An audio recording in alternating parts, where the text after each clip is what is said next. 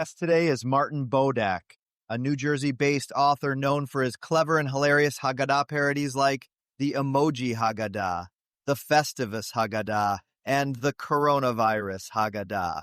But today we're diving into a very different and deeply personal project, Zadie's War. It's the powerful, true story of his grandfather, who survived serving in 4 different armies during World War II, walked over 1,600 miles home, and went on to build a life of resilience, faith, and family. This is Martin's 11th book, and perhaps his most important.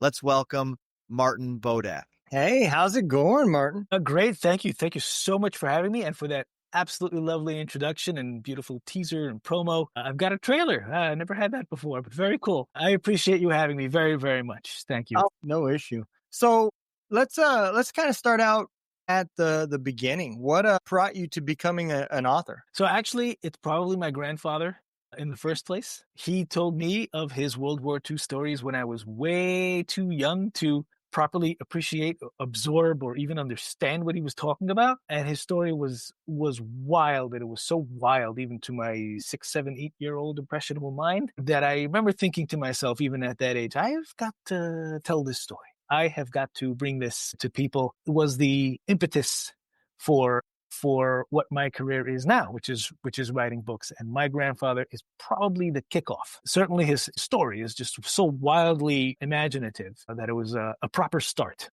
to my ambition. Yeah, when I was reading your background and kind of digging through it, being a veteran myself and being in one army, I can't even imagine fighting in 4 different armies. It just blew my mind. I had to hear more. Yeah. As a matter of fact, when I do book talks, I poll the audience and I ask them, anyone serve in the armed forces? I take it as an opportunity to thank them for their service and thank you for your service. And I get interesting feedback about deployments and cousins and sisters and brothers and all different sorts of things. And I say, but guess what? And thank you. And guess what you all have in common? You probably all served on single armed forces. And maybe sometimes there's 2. And that can happen with a lone soldier, a person's family history is in a certain other country and they feel compelled to serve there. So that happens also, but That's 2. How do you get to 4? So this question is what got a lot of interest from publishers when I was querying them. This is the book cover, and the subtitle here, the first 2 words, which is 4 Armies, that just gets the attention. That just jumps off a bookshelf. People want to know more. So it's wild. So everyone who serves usually serves 1. Small percentage serves 2, but nobody serves 4. Not in this life, not in this era. No way. No how what my grandfather did. And not just served, but also fought with countries as well. Yeah, absolutely. Just mind-blowing.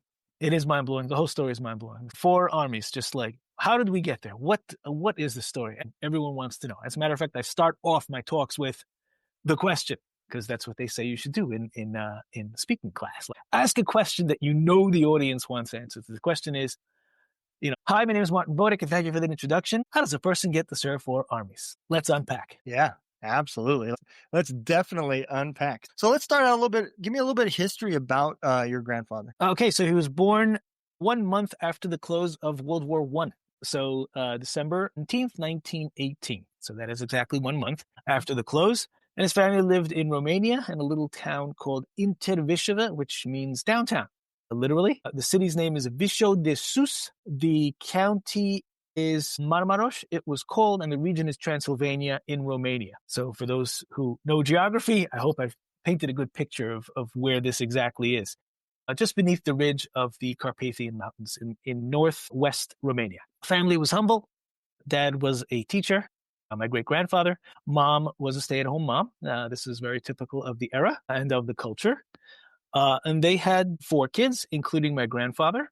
Mm-hmm. And war hit in 1939, actually 38. Everybody was minding their own business, doing their thing. My grandfather liked foraging in the woods. That was his pastime, and this would actually be very instrumental in saving his life at many junctures down the road. He knew where to get food where others could not. Very, very important. Yeah. Very survivalist, super survivalist. And war hit in 1938. He was at the time set up for life to just sit and study. That's all he wanted to do. because he loved to forage, he loved to study, he loved to cook in the kitchen with his mom. Those are his three pastimes. Okay. And then everything got interrupted when the winds of war started swirling around the continent. And my grandfather got a draft card, 1938. That's usually how these things start. He didn't volunteer. He was summoned. As you might know, and if you don't, I'll let you know, I looked up, we have 193 countries in the world. 102 have compulsory drafts. I did not know that. Yeah, which is interesting to know. I went looking for this information because, I talked to people about him receiving the draft card. And I thought, how often does this happen? Where does this happen? So that, in fact, more than half the countries in the world have mandatory military service. The United States, as we know, does not. We are exempt. That's not the way it rolls. And if ever there are cultural upheavals. So he gets his draft card because Romania is currently in a compact relationship with Germany. I don't know if they know what their world ambitions exactly are, but everyone's trying to pick a side. I mean, the Axis and the Allies are forming at this time, and people are trying to figure out where to align themselves. Germany would renege and sever several contracts, including the compacts, including the contract, the agreement that they had with Russia to leave them be, which they would eventually completely abandon. So people were picking sides. So Romania at this time in 1938 picked the German side and was aligned with them ideologically, with not really knowing what cards Hitler was holding in his hand. So Romania provided elementary services like building public works for them, building tarmacs, scaffolds, public works, airport infrastructure, and things of that nature. And when my grandfather was drafted in 1938, this was his mission, because as a Jewish person, he did not have the right to bear arms. That was not a right afforded to Jewish folks. So this is what he did. Basically, public services, serving his country of Romania, beaten for the privilege. That came with the territory as well. But my grandfather did one thing in particular to get him through the day, and that is, as we've already glossed over, he always managed to get a few more calories than the person standing next to him. And this is, in literature, this is called foreshadowing. When I describe this at the outset, you will see, even as I talk casually, how the constant obtainment of food was ever present and made him stronger, better, faster, literally more evolved than other people who would succumb to their travails and privations. So this is how he serves one army. This is a typical way that he would serve, but an absolutely fascinating thing happened a year later.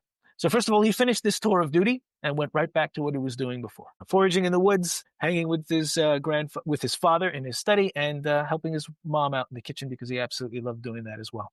So you know how when you move towns, the town will recognize that you've just showed up and they'll send you your jury duty card, right? Because let's have you.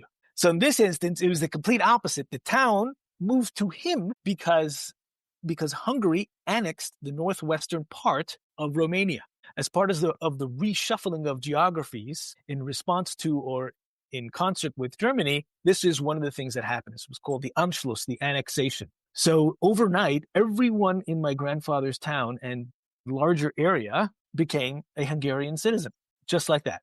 Wow. So as soon as he became a Hungarian citizen, there's the draft card again. He got his draft card. He's like, oh no, I got to go report for duty again. So this is how you get to Army number 2. Like, what just happened?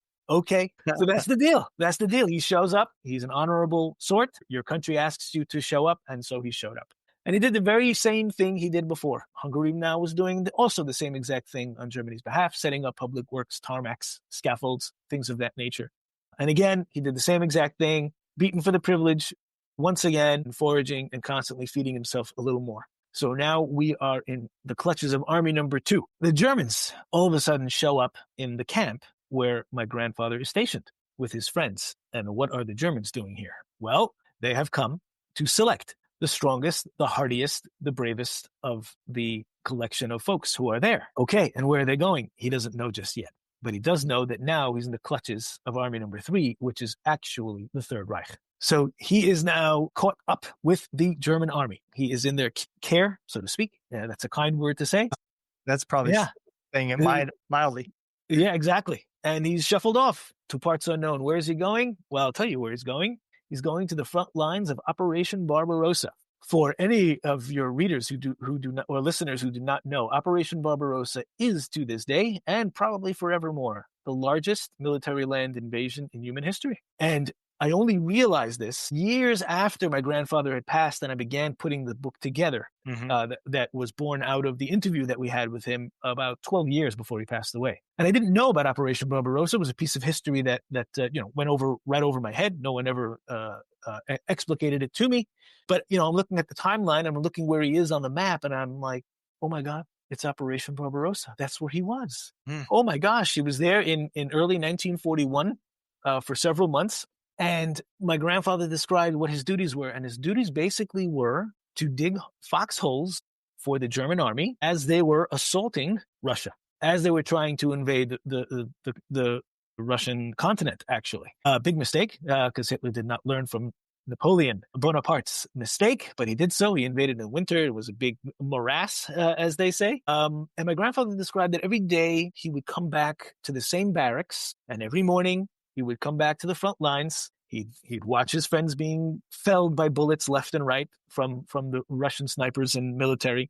And I realized that what he was describing to me was Operation Barbarossa. And I realized that he was in the south because, as history records, Germany invaded Russia on 3 fronts: in the north, in the middle, and in the south. And in the north and in the middle, they made serious advances, scary advances. They did cut off the supply lines to Moscow, which obviously would put a fright into the Russian, what is the word for the people in charge? Management, we'll call it, the administration. But he never moved. So he described that he always came back to the same barracks every day. And I realized, I know where he is on the map. I was able to approximately pinpoint it because he's in the south and he's not moving. He just keeps coming back to the front lines. And this is what he does day by day, by day by day, every day. He just goes, digs foxholes, survives, and goes back home.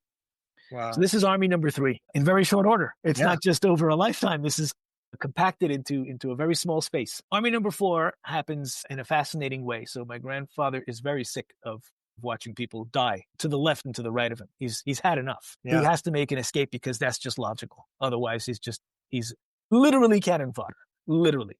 And he probably feels at this point that he got lucky enough and now he has to take matters into his own hands. He doesn't know it's Operation Barbarossa. He's just a slave digging foxholes, and he has no idea what the larger picture is and what he thinks his survival rate is, but he makes his escape. He sneaks out in the middle of the night. He said at a moment when the Wach was turned away, Wach is the German word for guard, and he escaped with a Czech friend, and he began to roam around the Russian countryside begging for food in villages and towns. And one day, he described to me that his head was inside a rubbish bin, as you would say in the UK. All right. And when he picks his head up, he's staring down the barrel of a gun. And at the other side of this gun barrel is a Russian soldier who grabs him and throws him into another convoy of folks who have no idea where they're going. And my grandfather is on his way once again, this time under the guard and auspices of the Russian military. And he winds up in a camp called Angusht. He named it. You cannot find these places on a map. You can find the Gulag Archipelago on a map, thanks to important work by historians and journalists, but military encampments you'll never find. I can't find this place on a map, but it's somewhere in modern-day Azerbaijan. So he went from the southern front of Operation Barbarossa to this spot on the map, and his job there was to serve the military. They didn't mistreat him, he reports. He simply served the soldiers food, shined their shoes, brought water for them, chopped wood for them, and so forth. And he did this for several months. This was happening at the end of 1941. So he's in their care, but he's not, you couldn't say that he was a soldier just yet, but give him a minute and he will. He's transferred from there north to the Arctic Circle on the Volga River.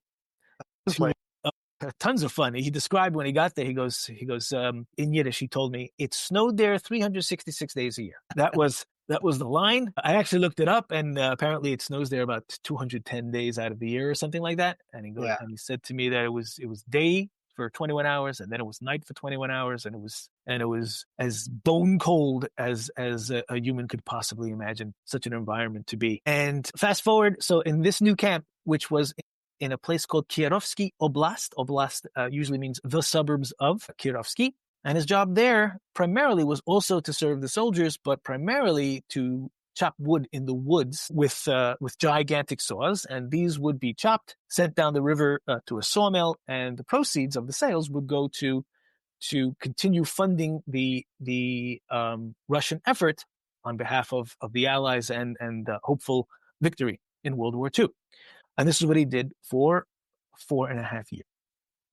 From 3.5 years, from 1941 till 1945. And towards the end of World War II, as history records, and I use that phrase a lot, as today, was running out of personnel and guns. They were terribly running out of both. Most people don't know this. This is, when I talk about this in front of crowds, this is the stuff that people have zero idea about, except for the Russians in the audience, who are always very eager to share what they know as well. 25 million Soviets, in fact, gave their lives in World War II. 1.5 gave their lives, million, at Operation Barbarossa. These are monumental figures. We are only taught in school pretty much what our culture is involved in. The Americans learn the American experience. The Russians learn the Russian experience. Jewish people learn the Jewish experience. Nobody really learns the whole thing. And I think it's, if I could soapbox a little bit, we do our next generation a disservice. We need to know everything, but it's hard. I agree. Because the war is just so big. How much can you know? Yeah. But that's our own fault. So I like to say those numbers for the record. 25 million Soviets, 45 million people gave their lives in World War II across the world. It truly was a world war. So they're running out of personnel and guns, and Stalin decides it's an excellent idea to recruit from the masses of the slaves for the military purposes. And so they put up an announcement in camp. They announced that of the slave corps here, if you are willing to sign up to serve in our armed forces and work towards breaking the back of the enemy, then upon completion of your mission, if you have not died in a fusillade of bullets or bombs, you will earn your freedom. And my grandfather thought this was an excellent idea. So he signed up for basic training in early 1945, and he graduated as a sniper, and he became a soldier in the Russian army. And so he was a private. So I looked this up. So the word for private is Radovoy. That's the lowest rank. So he was Radovoy Ben-Sion Malik. We didn't mention his name yet, but there it is. Radovoy Ben-Sion Malik, whatever the name of his platoon and regiment was. And towards the end of 1945, he was a Russian soldier. And that is how you get to serve for armies in the space of 5 years. That is, I mean, I've got so many questions. Oh, the gaps in between, we can break open everything. There's tons of stories in between every engagement. The story is unbelievable, but that is the basic framework of the story. And when I speak in public, I always try to make decisions based on the interactions with the crowd, because the story is so big, because he survived so many incidents of staring death in the face. I always pick and choose. I try to feel out, let's talk about this, let's talk about that, let's talk about his adventures, starvation, cannibalism if you want, wherever you want to go. It's wide open. But that is the general framework of the story. So the majority, I hate to say it, but you're absolutely right. The majority of the people, they don't know much about, they know World War II is D-Day. That's the majority of the knowledge of Americans when it comes to it, because it doesn't really break down the battles and the missions and the operations and all that stuff. I follow mostly like the Vietnam era on forward is kind of what's always fascinated me the most. But if I'm not mistaken, America didn't get involved into World War II until towards the end of your grandfather's time, right? Our war started, what was it? Well, it was December 1941, a date that will live in infamy. That's what pulled us into it. At the moment, my grandfather was at Operation Barbarossa, and then the Japanese attacked, and in we go.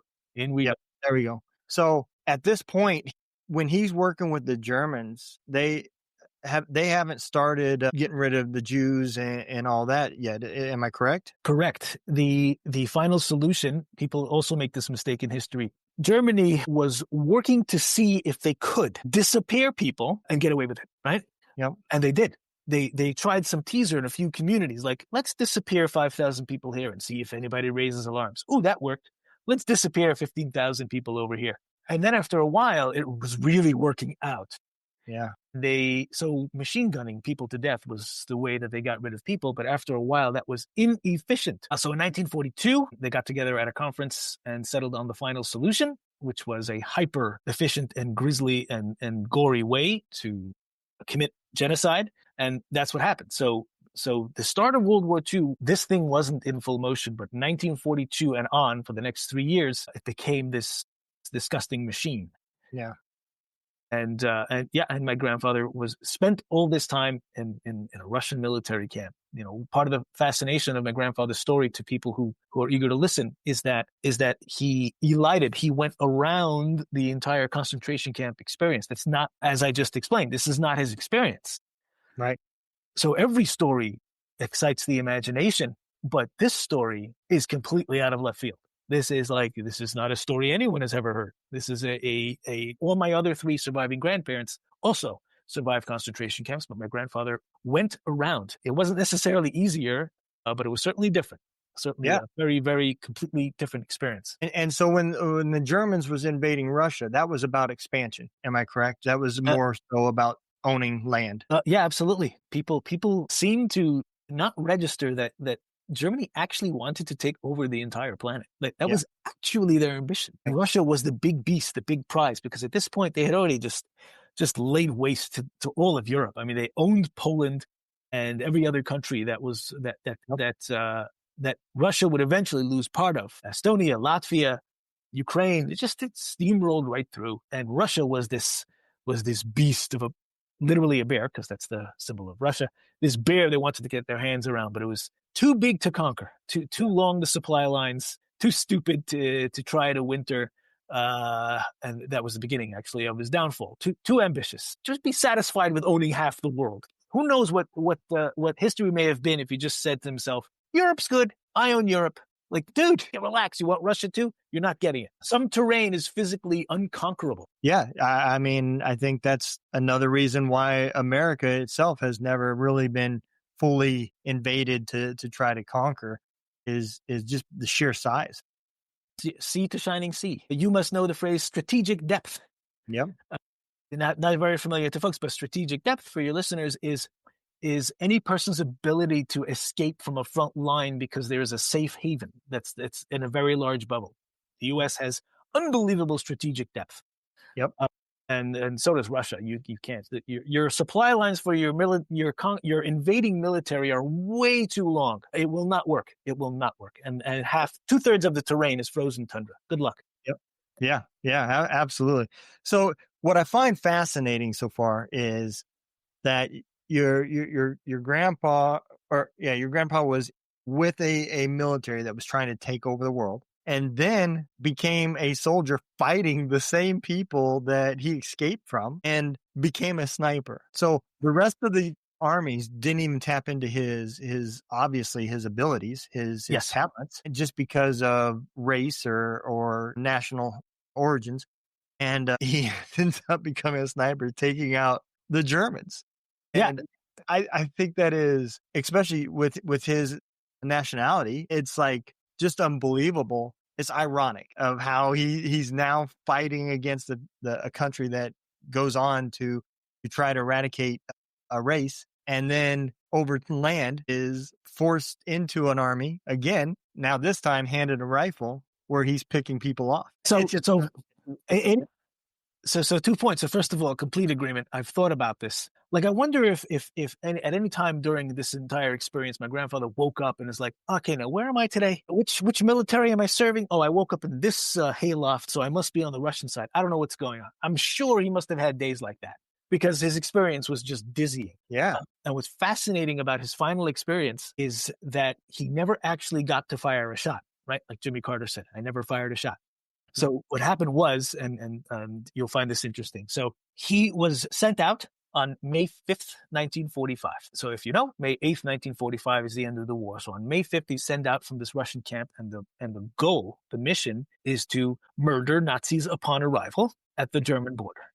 That was it, right? Very sad. There's no secret mission. There's no, I need you to gather intelligence. I need you to blow up an outpost. I need you to gather what? No. You show up, and as soon as you get the whistle or whatever, start shooting people.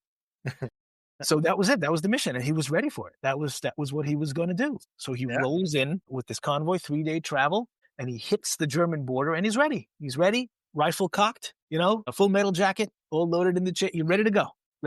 But instead, the announcement comes that Germany had surrendered, and like you can imagine the shock. Like he's just sitting there, he's ready to go. This is what we're doing, and then no. About face, everyone. And one of the amusing, when I And I tell the story. There's a lot of tension in this moment because he's traveling into war. Yeah. And you feel it. And I try to portray how it is. I break the tension by explaining what my grandfather said. He said to me, he doesn't even know where the vodka came from because that's not usually part of a military convoy.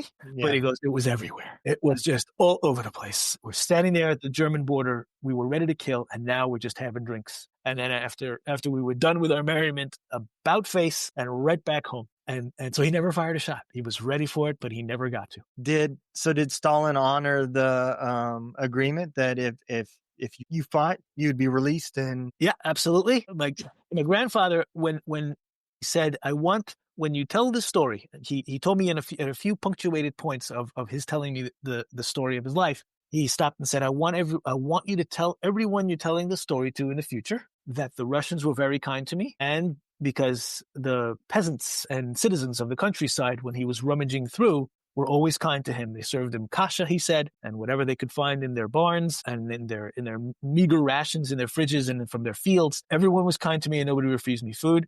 And the military honored their word. So he goes, nobody likes Russians, especially not now. Like nobody really likes Russia right now, but they have a history of honoring their word. So he goes, they honored me and they said, you were part of the Allies. We defeated Germany. You are free to go per our agreement. So he was honorably discharged from the Russian military. I don't have those papers, but I have other documents which I have in the book, which are extraordinary and mind-blowing that I managed to get my hands on them. But there was no Marshall Plan in the Russian sphere post-World War II. There was plenty of it in Europe as the embers and the flames and the smoke of the world was trying to calm down. There was help. There was places for lodging and transportation, but Russia wasn't offering anything. So as you showed so clearly and marvelously in the trailer, this was now my grandfather's job to figure out a way home. So indeed, he walked home 1,600 miles with 150 of his friends. And this point, when I explained it to the publisher, she goes, 1,600 miles, that's impressive. You know what? Change it into kilometers. So I was like, okay, fine. 2,600 kilometers home was the journey. And and he knew his way around. And people ask, was there nothing in his way? And the answer was, it was scorched earth. There was nothing. There were no checkpoints. Yeah. There was nobody standing at any border. It was just free for all, every man for himself. And he knew how to navigate because he was a man of the woods and he knew how to get there as the crow flies. And he managed to make his way all the way home with the traveling group, all on foot, which is just crazy. Just crazy. You know, I can kind of co-sign a little bit about what your grandpa told you. I worked with the Russian military in Bosnia. We did a lot of things together, and just so happened the area that I was in was kind of heavily controlled by the Russian area. And they were helping do the same thing we were doing. We're trying to bring peace back to the Bosnian area, and Russia had troops, and we would do PT exercises and competitions with each other. And they were very, very friendly people. For American taste, they were a little bit too friendly. They like to put their arms around you and be in your bubble. And okay. They were, very, very friendly, very, inquisitive, had lots of questions, and extremely strong and a talented military. So, yeah, I can see that. I can also kind of picture a little bit because, to get to Bosnia, we drove from Hungary for 3 days into through Croatia, and when you cross over into that bridge into Bosnia, the buildings were just insane. I mean, they were just destroyed. I mean, schools had 50 cal rounds through them, and you can tell where bombs had gone off, and half the buildings were still in pieces. So I kind of even envision a little bit about what your grandfather's walking through.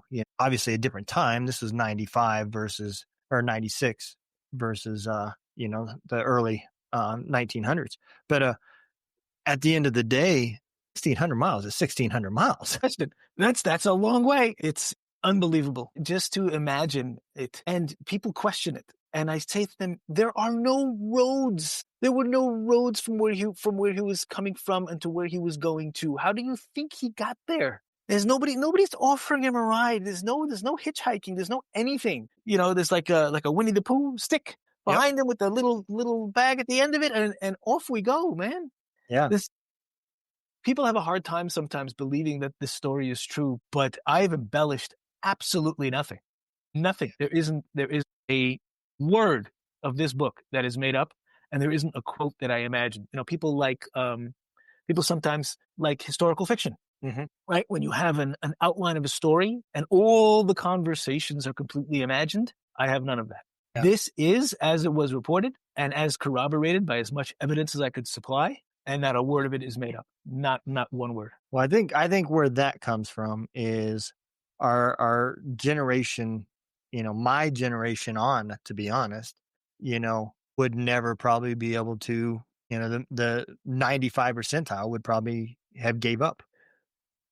To be honest, they wouldn't have walked that 1,600 miles. But you look at the people of the 20s during the Depression and the stories and stuff that have even came out of that. Hard times makes hard people, and that's the times that your grandfather was in. You had a choice. It wasn't like you had an option. Well, I can go steal something from Walmart because I don't have the money. Well, no, there was no Walmart. There was no stores left. Everything was gone, and that's the problem that the people of today have a hard time envisioning, because we've got everything at our fingertips. Yeah. This massive abundance. Yeah. And I think that there's a lot of my grandfather's experience and personality that courses through me. So I'm a marathon runner, and I'm sure that knowing what I'm made of or figuring it out is absolutely a part of it. Yeah. And I cannot get enough of survival books. And I know for sure and I love Survivor Man and Bear Grylls. What's his name? What's the name of his show? Survivor Type, Survivor Guy, whatever the heck it is.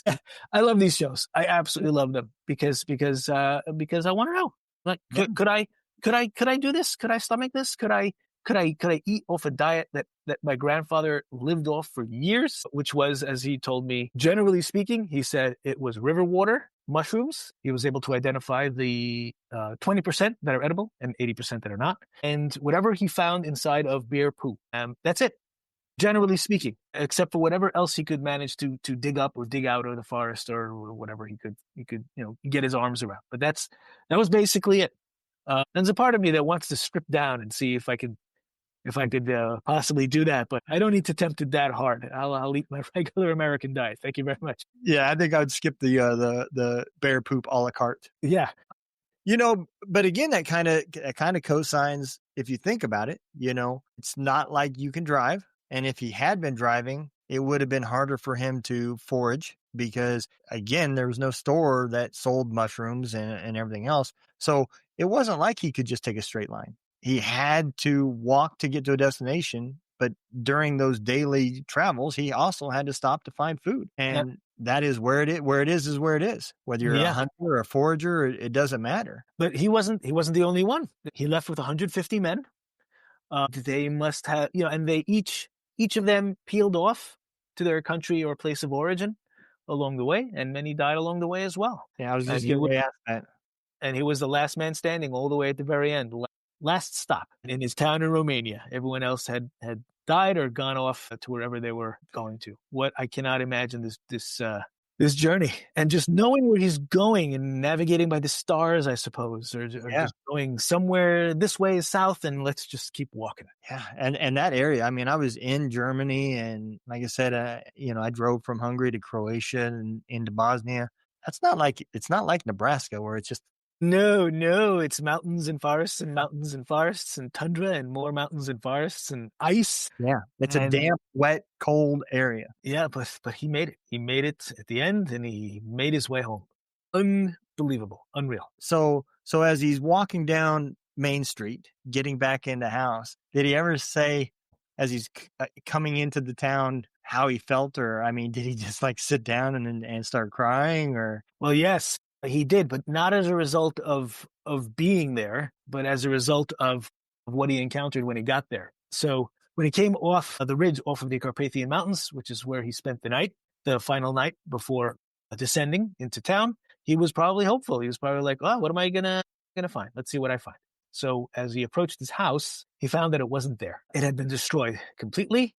Probably by bombs. I don't really know what happened in the area. I had a tough time researching his particular neighborhood and its involvement.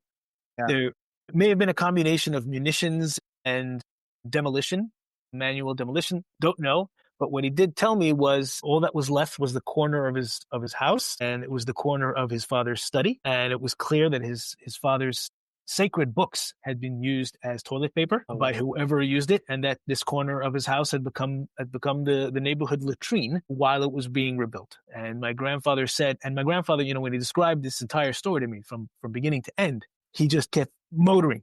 Next story, next person died, experienced death here, experienced sickness here, but he kept his calm. And it was at this moment that he broke down. Both in the moment in real life as he experienced what he experienced, and in describing the story to me. Because to come home and find nothing, and to realize you can't even salvage anything because it's so thoroughly defiled, that got him. Like death, we'll get past it. But the erasure of his family and nothing to hold on to destroyed him. Well, and now he walked 1,600 miles to still be homeless. I mean, there's not even a building there for him to stay in. And even if there was enough roof in that area, like you said, they've been using it as a latrine. He can't stay there. Exactly. So, exactly. Imagine exactly how you just described it. You hike 1,600 miles to find nothing. Now what? So at this moment, as he was slumped down in front of his home, of his ex-home, and crying, he gets a tap on the shoulder. And it's his neighbor, Ina. And she's still around, and she looks at him and she goes, "Bensim, you're alive. Your brother Eliezer is alive too." So my grandfather's obviously very excited to hear this. He hasn't heard from his family at this point 4.5 years. I should rewind just a moment, because at the moment that he was taken by the Germans from the Hungarian encampment, his parents got a telegram from home. So this, people seem to know. In many militaries, sometimes they will inform the parents of their conscripted soldier about movements. Like if somebody makes a significant movement in the field of play, they will telegram home and let them know that he's changed locations. So in this instance, it was Hungarian military policy that if you go from a camp to a theater of action, you would get a note that says your loved one has arrived safely. But if your loved one was killed in action or gone missing or whereabouts unknown, you would get your loved one has arrived. So because the Germans had grabbed my grandfather, the Hungarian military now consigned themselves to his non-existence. As far as they were concerned, he was as good as dead.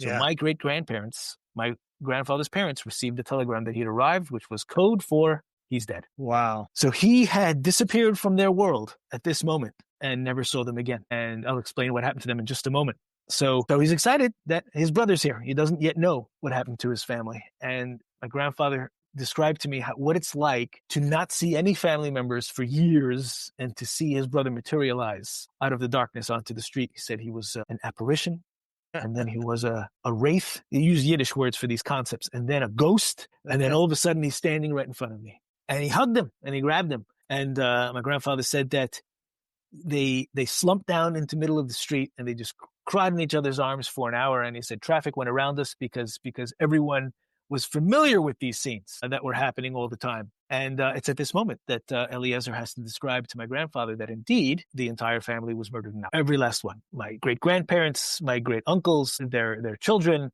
and cousins, and of the larger family. So this was the Malik family. They married into the Gans family and Frieds, and there was 119 total. 12 came back alive after World War II. And my grandfather and his brother were two of them. And it's at this moment that he describes to him what happened. And imagine the overwhelmingness of the situation. You hike 1,600 miles, you find nothing, you find out that your brother is alive, and then your brother informs you everyone else is gone. Wow. Now what? What does a human do in a life when faced with such a situation? So he just picks himself up by the bootstraps and begins to rebuild his community. That's what he committed himself to.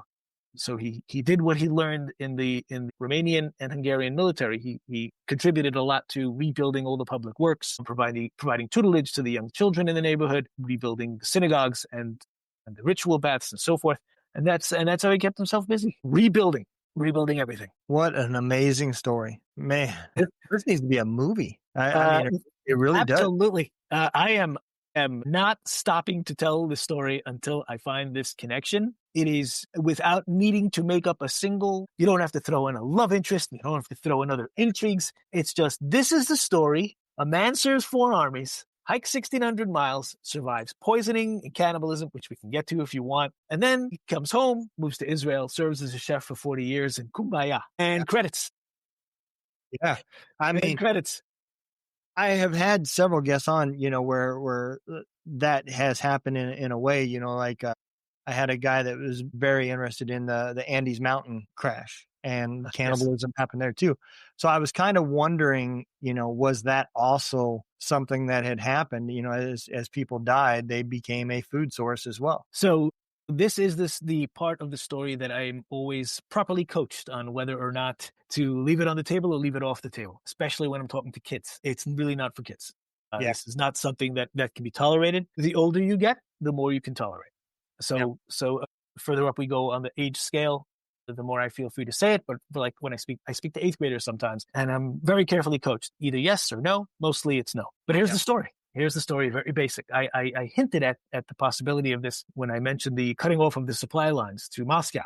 So Kirovsky Oblast, where my grandfather was serving in the military, was part of this supply line. So when Moscow was cut off, this camp was also cut off, and they had no access to food whatsoever. But a strange miracle happened when my grandfather showed up at the first instance in this camp in Kirovsky Oblast. I mentioned the name. The camp's name was Khrinor. That's how he put it. When he showed up on the first day, they sent him to the mess hall for some nourishment before he is sent out to do his work. And he finds himself staring in the face of his best friend.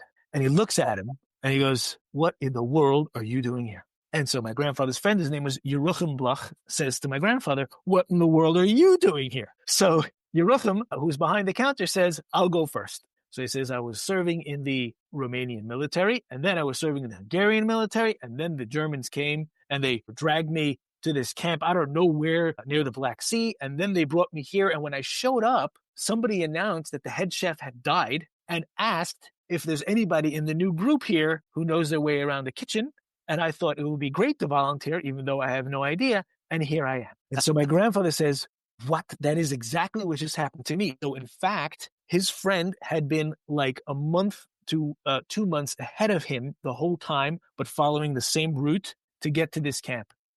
Wow. And so clearly when something like this happens in the universe, karma wants something to happen with this. It's not, you can't just have it be this crazy coincidence. So in fact, what would happen as a result of this is that because his friend was in the kitchen, he was able to get my grandfather a little more food, always, until the supply lines were cut off. Right. Now, an amazing factor here is that if you died in this camp, you were not buried because it's the frozen tundra of Siberia, which means that if the supply lines were cut off and there was nothing available, well, there is plenty of alternative energy, we shall say, to go around. Yeah. So as soon as that happened, it was Yeruchim's task to cook up and serve until they could get proper food again.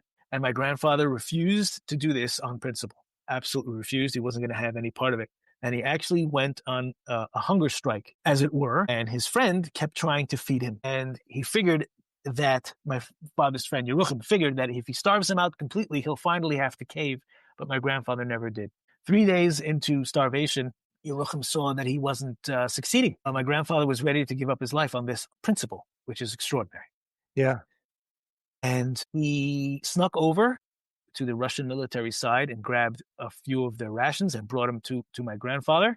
And he said to him, "I risked my life for you to do this. They would have court-martialed me on the spot had I been caught. I can't keep doing this. You have to eat." So he ate what Yeruchim brought him. And then the next day, the supply lines were recast. So my grandfather avoided this moral catastrophe, even though in certain circumstances could be something that would be acceptable. But my grandfather never considered it so and avoided the issue completely. It's just devastating to realize, first of all, the state that this camp had to have been in to resort to this, and my grandfather's principles. He would do anything for survival except for this. He would not cross that line. It was just incredible to behold. Well, and again, it's not just food; it's also hygiene and things like that are now probably being affected because there is no supply routes anymore. So you got is what you got. So I'm sure toilet paper and personal hygiene stuff was probably not right there on the shelf for you to grab. Yeah, I don't think those things were in ready supply. I don't know if that was the focus. I mean, even properly supplied, you're familiar with trench foot, right? You improperly care for yourself, and all of a sudden you're in a world of hurt when it comes to hygiene. So yeah, so hygiene was the last thing to worry about. First was the energy you could put into your system. Absolutely. Man, I can only imagine what your grandfather weighed by the time he got back home. I mean, he had to be a skeleton. So what's interesting about this is there are pictures of him about a month after the conclusion of World War II, and he is not a skeleton. Really? Because he fed himself constantly all the way through. It was the one thing that he was careful about throughout the entire experience, to make sure to be fed at all times. If you read Holocaust memoirs, they will always include a chapter of what hunger feels like. Yeah. And how killing yourself by starving yourself is not an idea that exists in the world. Nobody does that. You can't. At a certain point, you must put food into your system. It's not a way that anyone would shuffle off this mortal coil. So he was sure to feed himself constantly. And at the end of war, when you see pictures of people surviving at the end of the war, and obviously what they look like hollowed out skeletons, my grandfather was actually not. He was dapper and hardy and ready to go. It's actually quite shocking. I have a picture of him. I don't know if I have it in the book of him right after. I'm holding it right here. Give me 15 seconds to look. If I don't find it, I'll just put it down. You have it as part of my slideshow. There it is, page 66. So I'll remember this. But this is him about a month after the war. And this is not a man starving or not doing well. He's doing all right. And you just imagine the calories that are burnt from walking that terrain and everything else too. Wow. Yeah, he had to amplify his calorie intake. Yeah. And he made sure to procure constantly. He was big on mushrooms. Oh my gosh. Did he ever, I do believe mushrooms are kind of the superfood anyways, but did he ever say how long it actually from the time that he started heading home, how long it took for him to get there? He said months, not a year, but months. And if I remember him giving I think he said 3 or 4 months or thereabouts, but months. Yeah, so he didn't sleep much either then. I know, but my gosh, imagine laying down for the night, waking up again, feeding, hiking, walking, and again and again and again. Yeah, wow. Wow, man, what a story. I will definitely be getting a copy of the book because... Sure, absolutely. I'll send it to you. We'll hook you up. Sounds great. Yeah, this needs to be a movie. It really does. Man. You've got connections, man. You let me know what those are, and you get a writing credit or any kind of credit, is whatever you want. But I do think if I keep doing this, if I keep presenting, if I keep bringing this to the masses, it's going to somehow to fall my way. You cannot get past a human serving 4 armies. There is, in fact, a person who served 3 armies and had that documentary told about him. It was a South Korean fellow who got caught up with the Russian military and then found himself on the French side in Normandy and was captured by U.S. soldiers. So he was in the clutches of 3, and that was good enough to have his story told publicly. And if I can get a hold of these people, I want to tell them, I got you beat by 1. I'll take your 3 armies and I'll raise you 1. And let's get this cracking. Yeah, absolutely. Well, Martin, I'm going to bring you forward and give you the opportunity to tell everybody where they can get the book and where they can follow you and where CBS and all these guys can contact you to make this movie happen. All right. Well, hopefully. So it starts with everyone here making their way to my one-stop shop, which is martinbodekbooks.com. You can find me there. You can find what I'm up to and updates and books that I'm working on and everything. I've got everything warehoused in that one place. So martinbodekbooks.com is your destination. Find me there, read my stories, and help me get this to the silver screen if at all possible. I'd be eternally grateful. Right. Well, I'm going to throw the exit video out. If you can spare with me just a few minutes, I'll be right with you.